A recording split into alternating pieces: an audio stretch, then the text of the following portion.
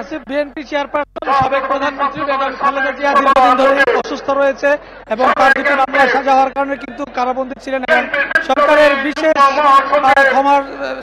সাজা স্থগিত হয়ে তিনি এখন হাসপাতালে ভর্তি রয়েছেন। তো বর্তমানে বিএনপি চেয়ারপারসন অসুস্থ হয়ে জীবন মৃত্যুর সন্ধিক্ষণে রয়েছে এবং বিএনপি নেতারা কিন্তু দীর্ঘদিন থেকে কিন্তু তার সুচিকিৎসা এবং মুক্তির জন্য দাবি জানিয়ে আসছে। কিন্তু সরকার কোনো কিছুতে যখন কর্ণপাত করছে না, বিএনপি নেতারা বলছেন যে আন্দোলনের মাধ্যমে, রাজপথের কার্যকর আন্দোলনের মাধ্যমে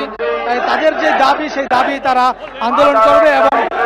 এই মুহূর্তে তারা আসলে যে দাবিটি নিয়ে মাঠে নেমেছে সেটি হচ্ছে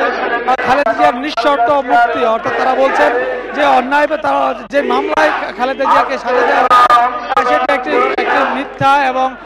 ভুয়া মামলায় তাদেরকে সাজা দেওয়া হয়েছে, সেই সাজার তারা বিরোধিতা করছেন এবং তারা বলছেন যে রাজপথে কার্যকর আন্দোলন গড়ে তুলে কিন্তু তাদের দাবি তারা আদায় করবেন এবং এর পক্ষে তারা জনমত এবং দেশি বিদেশি সরকারের উপর যে চাপ সৃষ্টি করার সেটি তারা বলছেন। এবং বিএনপি নেতারা বলছেন যে শুধুমাত্র বক্তব্য, বিবৃতি বা ঘরোয়া কর্মসূচি দিয়ে আসলে তাদের দাবি আদায় হবে না, সেই জন্য তারা রাজপথে কার্যকর এবং আরো তীব্র আন্দোলন তারা চান, সেটাই কিন্তু এখন নেতারা বলছেন। ইতিমধ্যে কিন্তু সমাবেশটি শুরু হয়ে গিয়েছে এবং